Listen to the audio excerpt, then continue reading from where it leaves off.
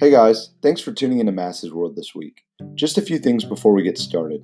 First, if you like this podcast, please subscribe and give it a 5-star rating wherever you get your podcasts. Second, if you'd like to give to the show, please click on the Support This Podcast button on the podcast page. If you want to follow my day-to-day life, my Twitter handle is @Massid14 and my Instagram handle is @MassWorld14. It's also in the show notes. Lastly, here's a message from our sponsors. Thanks for listening and enjoy the show.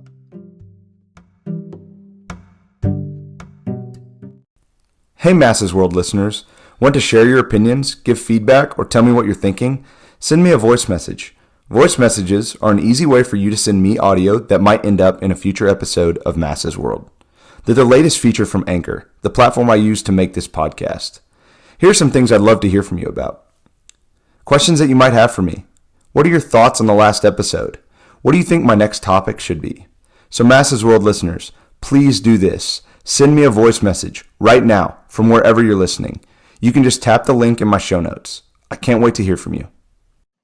All right, I'd like to start by welcoming Chase Newby to the show. How are you, buddy? Better than I deserve. How are you, Ryan?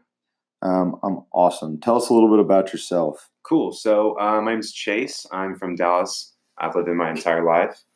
After high school, I didn't know what to do, so I jumped into military, and I was in the Air Force for 4 years. And after that, I moved back to Dallas. So this is where my family is, and friends are, and everything like that. And now I got a 4-year degree, and now I'm trying to do pre-med. So I got into PA school, gonna move off, leaving you and all my friends soon, unfortunately. RIP. I know. But again, I'll be back 2.5 years, something like that. Then I'll come back and be boys again, same neighborhood life, right? Obviously. What's PA school? PA school, physician assistant. So there's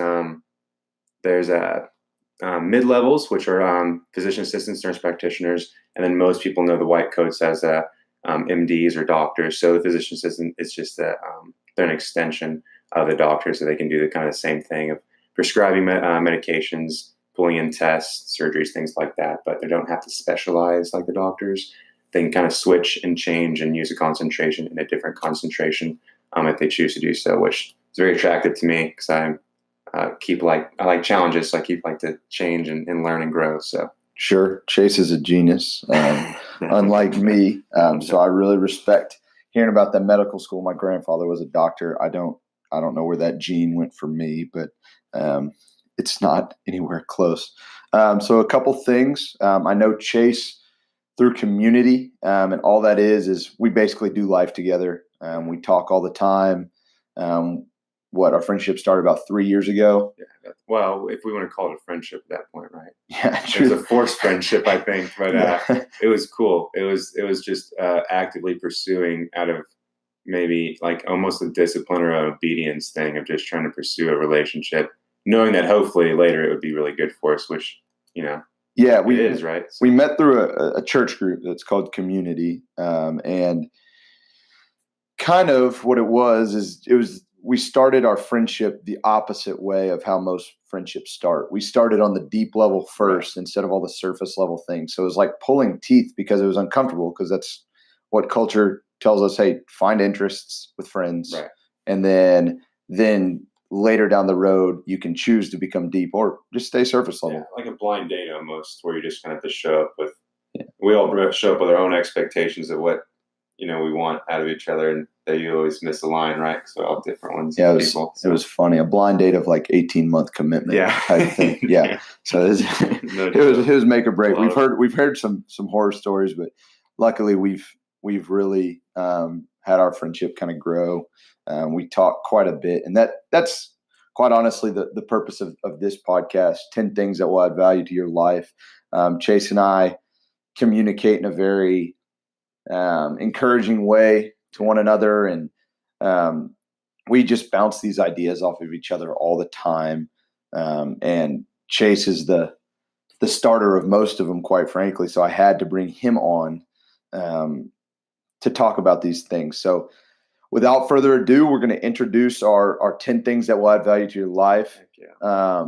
First one being park far away. Chase, I'm gonna pass that one over to you. Do it. So I got this idea from someone else. I'm a big podcaster too, so I feed on tons of podcasts. That's why these conversations always come up. But the idea is to think of things that you thoroughly enjoy, would hope people would do for you, and then do those for others. And I use the park far away because everyone likes the front row. If anything, we get into accidents and frustrations and arguments with people, I'm about getting that front row spot. So my idea is you park far away in hopes that that just leaves one more spot for someone else to park up in front, which is really cool. And whether or not you know who that person is or anything like that really doesn't matter. You kind of that's something really cool that you would hope someone does for you at some point. On an even deeper level, which I've taken to that next level, would probably be the give someone the benefit of the doubt. I think that one isn't given enough, but we always want that.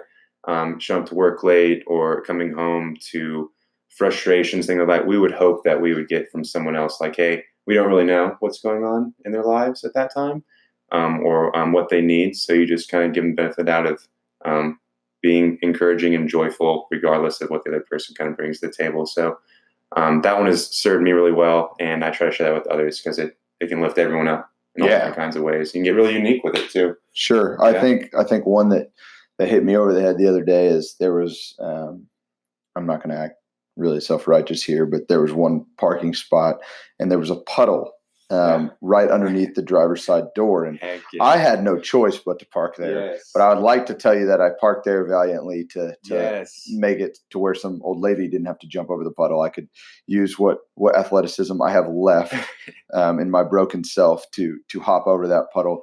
But I love that one. Parking far away, it's really easy. Heck, I eat enough to where I could burn the extra calories, quite frankly. So I think that's really cool. We're going to move on here. Number 2, build in a gifts for others budget line. I'm going to take this one just because it's been such a blessing to my wife and I. So I'm a hardcore budgeter. You don't have to be. We don't need to talk numbers or anything like that. Spreadsheets. Spreadsheet. But I budget down to every dollar that I have. And quite frankly, it kind of took control of my life there for a little while.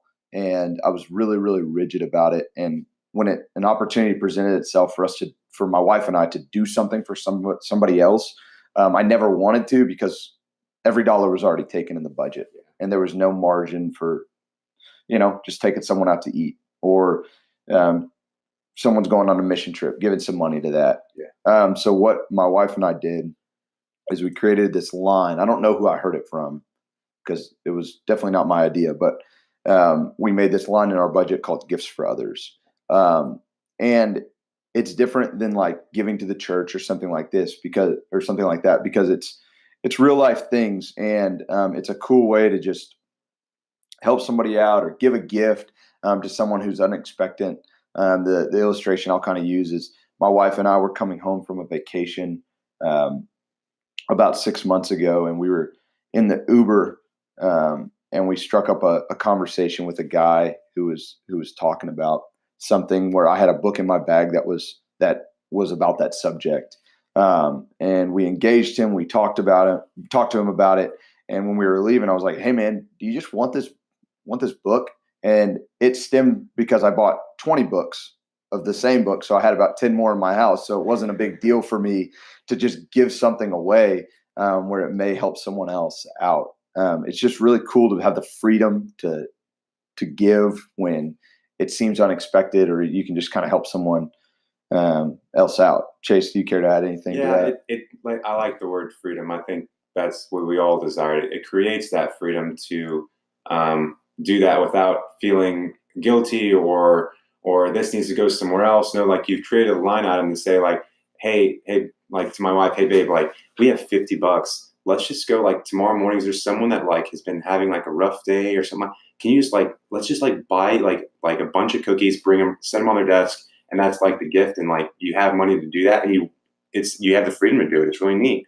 And that's even like the benefit of the doubt thing. You want to do something you would hope to have someone else do for you. And you use that money and it's fun and you can get creative and you can make it like a mission or something like that with the wife and friends, like, hey, we're going to do this, make a scavenger hunt of like things you can buy to create. It's really neat. And blow your budget. It's a reason to actually blow your budget on something. Absolutely. It's really cool. And it's separate from like the Christmas stuff. I think it should be. You have gifts and things like birthday gifts and things that are going to come up normally. I think you should create it outside of that. I think you should create one that's like, no, this is specifically randomness. This is cool. You can do it for anything and everything. And there's no remorse. It's fun. Yeah, no, that's really good. Yeah. Okay, number 3, we're going to talk about the OR game.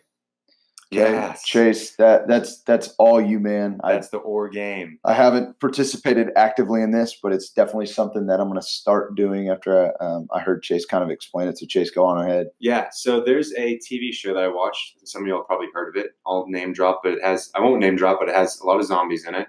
And there's a gentleman in there. I guess any apocalyptic like scenario is going to be a lot of pessimists about things that are going on, pessimism.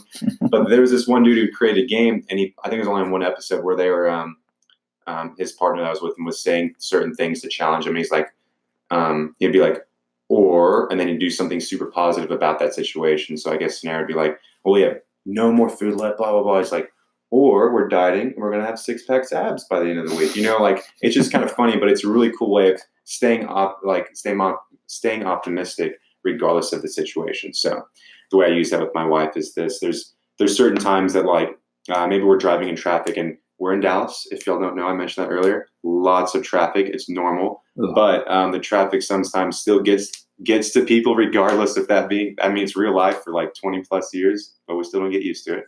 And she would get really frustrated about people cutting us off or swerving in and out or getting in and out of HOV lanes, things like that. That doesn't bother me one bit. So when she says, that dude, jerk, blah, blah, blah, blah, blah. And I'd be like, or maybe she's pregnant and rushing to the hospital. And it's just a fun way of like, hey, babe, there's like, let's chill just a little bit. But you just use or, and it's kind of the high pitch, or this is maybe what's, and it's just a way of staying like, giving people benefit of the doubt again, but it's just being optimistic regardless. And we don't have enough of that in our culture. If anything, banter and sarcasm and relationships are built off of negative, things. And I think if we were more optimistic and encouraging and exhorting in the way we use our relationships, dude, way more joy could come from that. So no doubt, I fall into the traffic thing too. Yeah, that's a big one. And it's just it's unbelievable how wrapped up I get in something so trivial. If you just leave early enough, it doesn't really matter. It's kind of funny. It's it's ultimately. Very rarely is the case you're frustrated at traffic because outside circumstances. I know traffic hits, but if you plan ahead for that stuff, it's always there. Use the app Waze, right? Yes, use apps. Listen to podcasts like this. Like there's it's going to be there regardless. So. No doubt. All right, number 4. Yeah, always tip 20+%. So go for it.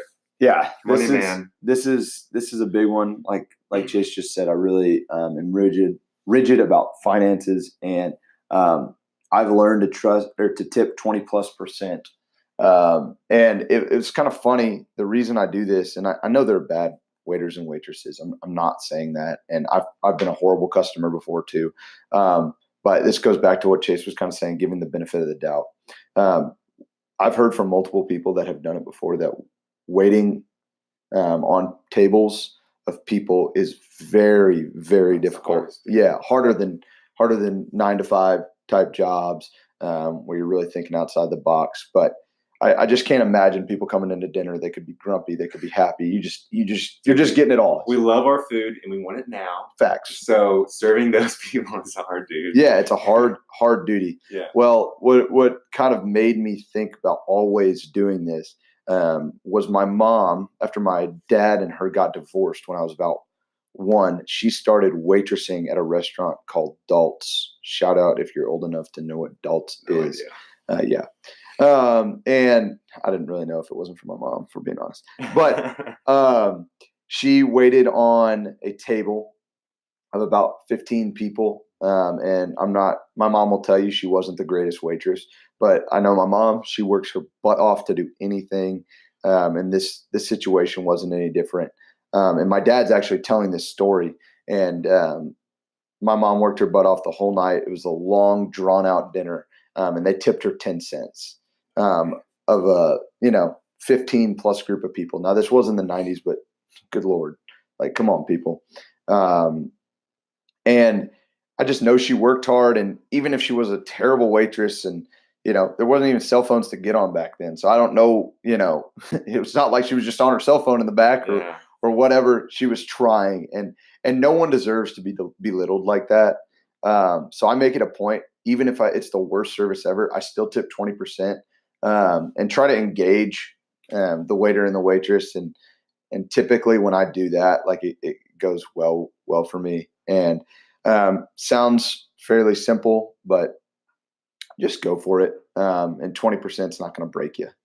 Chase, do you have anything to add? Well, and see, I told you I joined the military and I was in for 4 years, and people joke with me all the time, like, yeah, don't you think everyone should go through the military at least 2, or like, discipline and like respect things? And I think that's all great, but like I've joked, like my wife was a waitress for a long time, all through high school, like 8 years, and then into college, stuff like that.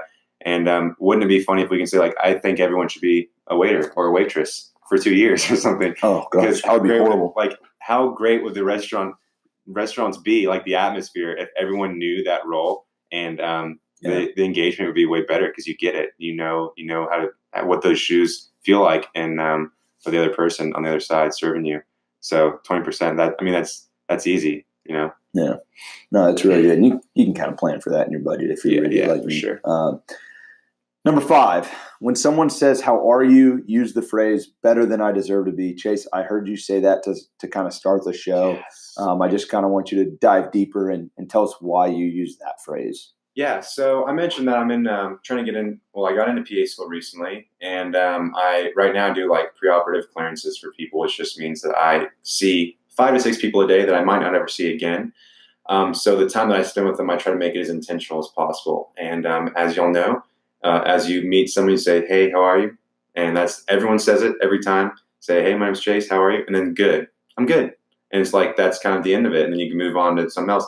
And it's like, I get that it's a very, it's kind of our cultural norm to do that. It's a way of just being friendly and kind of engaging, whatever. Yeah. But how cool would it be if like everyone had, if maybe they were maybe just slightly more honest. I think everyone that comes in to see me, they're probably not good. They're coming in to get a clearance for a test or for surgery or something. So they're probably not great.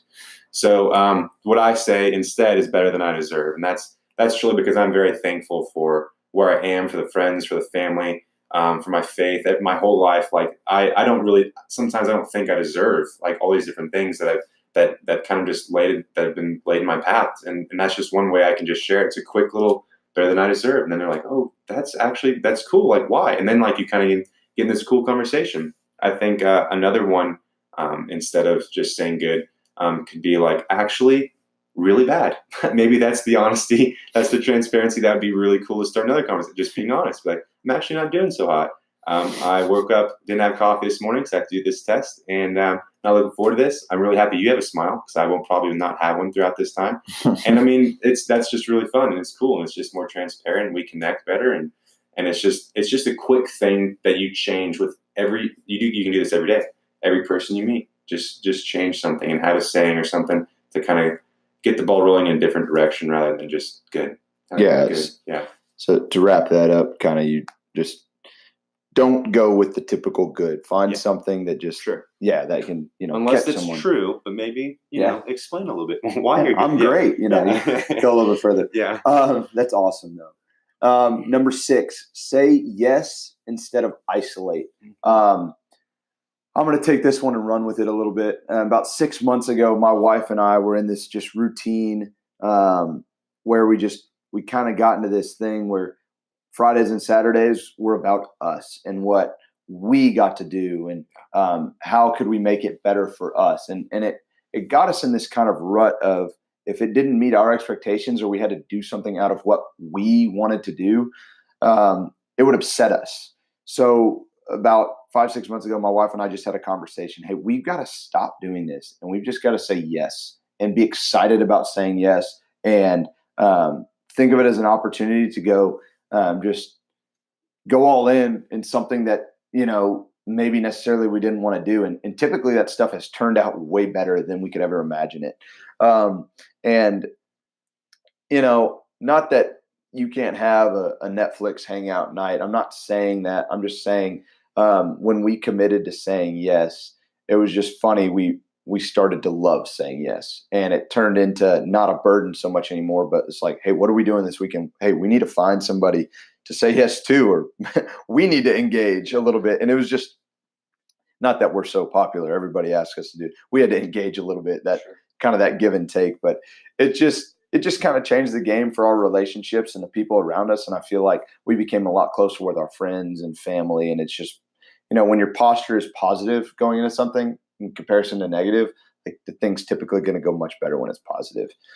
Chase, I know you had something to kind of add to that. I love that. So like there's that movie Yes Man or whatever. That's not what we're talking about. We're not talking about like just saying yes to every single thing that comes up. Obviously using wisdom behind it would be probably the best path. But it's just the idea of what you're saying of like not isolating yourself every weekend with just maybe the same exact people, same exact family. Sometimes inviting other people into your life, friends, new people. That's so cool. Coworkers that maybe you've never connected with. Let's try to do a double date. It's just saying yes to that, and it's just creating a margin in your life, in your busy schedule, because time is so hard to give up for anybody. Kind of like budgeting. But yeah, you have to. But if you create that line item there of like, hey, babe, Friday night, do you have someone at work that maybe you'd like to get to know better, or maybe they don't know anyone and they're new. Let's like ask them to go out and we can like go bowling or something. But just creating that, and it's like you said, so much fun. It's an adventure every time because you get to know someone from like the bottom up, like, hey, what's your name? Where are you from? And it's really neat. So, right. And the TV is always going to be there. Yeah. It's not going anywhere. You're still paying for the subscription. And everything. DVR is beautiful. Yes. Yep. Number 7, hold the door and don't expect a response. No, you got to explain that one, man. Yeah. So okay, let me start here. I used to hold the door for people.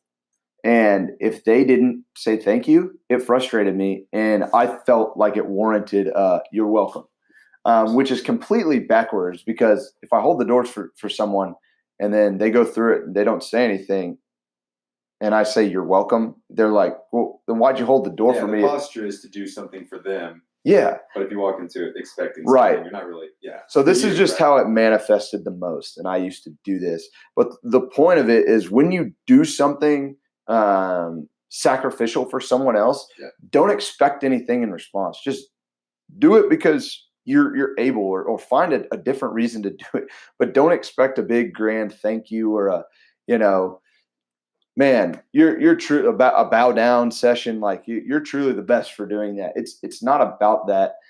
Do it because you're capable. It almost goes into the park far away thing. Imagine if you park far away and you walked up to someone who got out of their car and they're like, hey, you're welcome for that spot. It would just kind of kill what are you talking about, weirdo? Yeah, it's not a sacrifice then, right? Because a sacrifice is disadvantaging yourself for someone else. That's a sacrifice, right? You're giving up something for someone else. So if a simple thing like the door thing, like it really isn't you sacrificing. If you're trying to get that little like thank you, that's for you. That's like a trade-off, right? I do something for you, you receive something, like, and you just get something back. That's not sacrificing. That's just a trade-off. So it's the idea. It's the posture of what you're doing. Go into it, just not expecting it. Yeah. You know what I mean? Don't expect. It will just kill the joy of what you're doing for someone else if you just kind of go in with that mindset. So hold the door and do not expect a response, and don't be a jerk like I was. Number 8.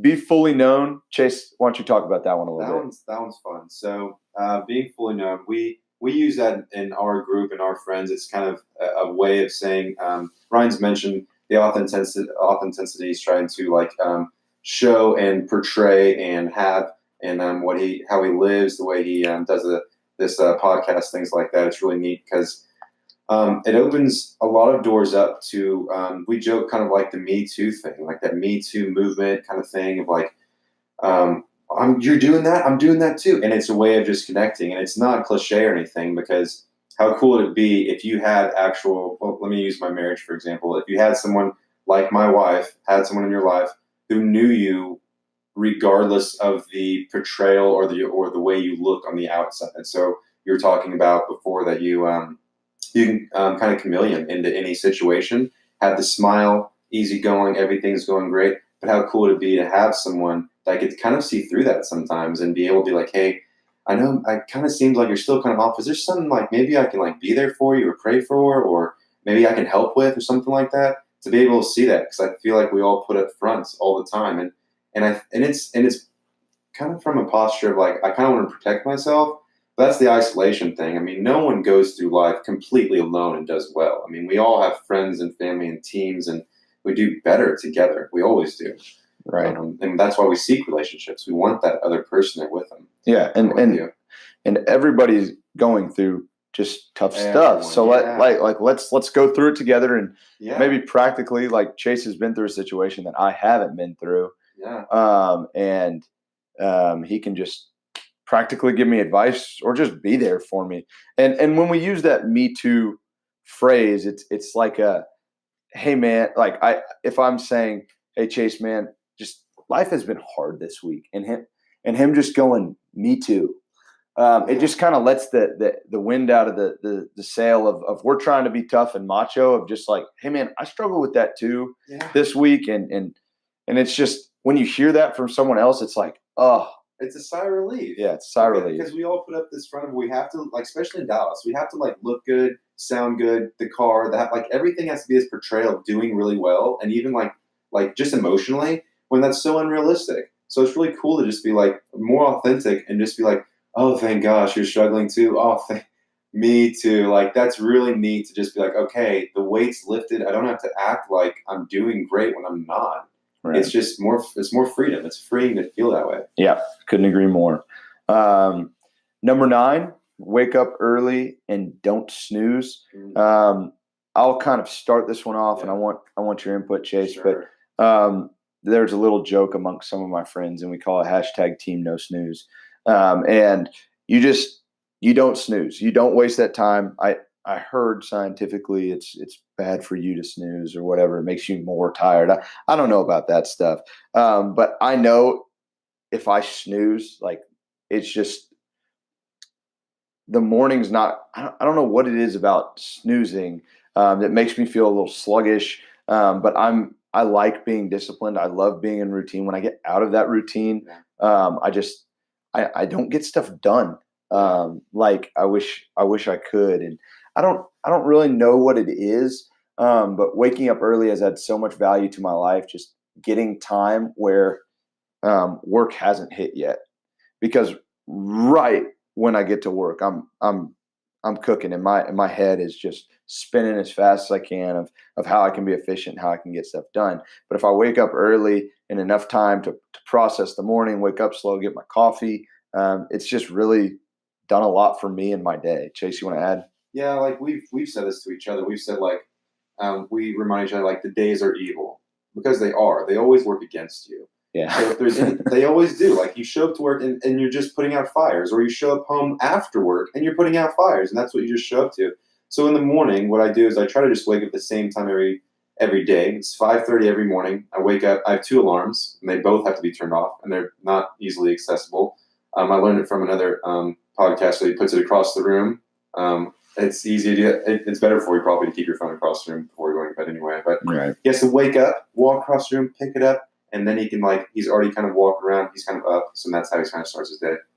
But the idea is, like, the days are evil. They're working against you. If you could have some sort of structure to start your day, like a discipline of, like, hey, just wake up same time. You have kind of a routine. We all love that. Whether you're a free spirit or not, we all enjoy structure, and we like waking up and doing the same. And if it's out of structure or out of, like, your expectation how the day should go, we get frustrated, don't we? Right. Like, if we have expectations of how things should play out, and if they don't, we get upset. So if you create this structure and wake up every morning at 5:30 or whenever your day, a couple hours before the day should start, you can start with your coffee, and you can start with a book, and you can start your day however you want to do it, and you'll see so much gain from it. Even helping your wife out. I'll wake up an hour before, and I can have certain things done, and then she wakes up and she can, because she's my superhero. So I try to do a couple things like coffee and PBJ for lunch, and then she can start her day a little bit easier. So it's really neat to just do the same thing. Yeah, and it's easy. I would have to agree, and just that not feeling rushed feeling is just really nice. I used to be the alarm guy, like minimum time. I have 2 minutes to shower. I got to do this, got to do this, and if one thing goes wrong, you're already pigeonholing yourself. Yeah. So it takes one thing, and it will. There's always something always goes wrong. Everyone knows that. Right. If it can, it will. So. All right, Chase. Lastly, we're going to round this thing out with number 10, just remembering people's names. And the reason I specifically asked Chase to do this was because I'm terrible at remembering people's names. And when I see him go up to a guy that we saw 2 weeks ago somewhere, and he's like, "Hey, Ryan, how are you?" And I'm just like, "How did you remember that guy's name?" I was just going to call him Sport or Champ or something. Earlier. Yeah, I just can't do it. And I really admire that about you. And I just kind of want you to go into a little depth about why remembering people's names can add value to your life in that sense. Yeah, so I talked about like the clinic thing where I go to different clinics all the time and see different patients, which is really cool. Get to meet new people all the time. But with doing that, you also meet a lot of staff, and there's a lot of names, and it's so hard to remember all their names of all these staff members. So the way I started it was I like to kind of like start this not a conditioning, but a way of trying to incorporate this in my life. I put it like in a little notes app where I'd go to a specific clinic, put the name of the clinic, put the name of like the front desk girl, Molly, and then I put that in. And then like every time I went in, like, "Hey, what's up, Molly? It's good to see you again." And then, we maybe can engage on something. And then that was really cool because I could call her by her name and she looked over, like, "Oh, wow, cool." And it's just a really cool thing that I could start incorporating to all my different clinics. That did help me professionally because it did help me like stand out among all the other techs, but that wasn't the goal. It's just that I would hope, just again, benefit of the doubt, or like someone to do it for me. I would hope that someone would remember my name because it's really cool. If you saw a person again, they're like, "Oh, what's up, Chase?" Like, "Oh, hi, I don't remember your name, but like, how do you remember mine? That's so neat." Like, yeah, I was important enough to you. Yeah, like that's so thoughtful. I hope that like and hopefully you can create an experience with the conversation to remember the name. But even something as silly as like me and my wife go to Hobby Lobby or Best Buy or something that like it's a store where someone asks you at the front desk when you pay, like, "Hey, did anyone help you?" And what if someone did actually help you? What if someone helped you for like 30 minutes and you didn't get their name? And that's their job, and they really tried to give you like really great advice on what to buy on like this next TV or something. And then you just get up to the front like, "Yeah, I was just dude back in the back," or maybe you don't want to say that you don't remember their name, and you're just like, "Yeah, not really. I just kind of found this." But maybe that person really tried. You know what I mean? Like, how cool it'd be, like, "Oh yeah, this guy," like I used Bob earlier, but like, what about Jimmy? Like, there's a guy named Jimmy back in the back. He was awesome. He told us exactly what to get, and they're like, "Oh, cool, he's new. That's great," and that might help him in his job. You know what I mean? So it's really neat. And all you did was remember their name. That's it. Right. And it kind of goes back to that principle of like treating people the same, regardless if they can do something for you or not. Yeah, that golden rule of like, yeah, exactly, of like treating others the way you want to be treated. Like, people know that for a long time, but these are very practical ways of just doing it in everyday life that actually they work, and they're very beneficial for everybody. And it is somewhat sacrificial to like make notes of all these different people. But then once you create that experience of them like, "Oh, cool, how'd you remember my name?" Then they'll remember yours, and now you create another bond, another relationship. And we love that. You know what I mean? You want that everywhere. So yeah, remembering names, try it. Yeah, no, I think that's awesome. It's definitely something that I'm gonna try and work on, just because sometimes I kick myself. I'm like, "Oh, man, what was their name?" And it just, like you said, like when someone remembers my name, I'm like, "Man, why did I not think that person was important enough to like go out of my?" Because if I met someone that I looked up to or something like that, where we had a conversation, I wouldn't forget their name. I can tell you that much. And just having that mindset of like, I don't care if this person can do anything for me. Yeah. But they're a person, they deserve to kind of have their name remembered, and just, I don't know, just a really cool thing that I think you do, Chase. Anyways, this has been awesome. Dude, so much fun. Yeah, we need to find another 10 things that add value, but first I got to work on these first 10 and see how they I do most of them, but I had to bring you on because you had a couple that I just don't do, man, and I really, really admire you for that. So Chase, thank you so much for coming on the show. So much fun. We got to do this again. No doubt, talking man. with you, hanging out. This is great. All right, brother. Love you, man. Have a great weekend. All right, you too. See ya.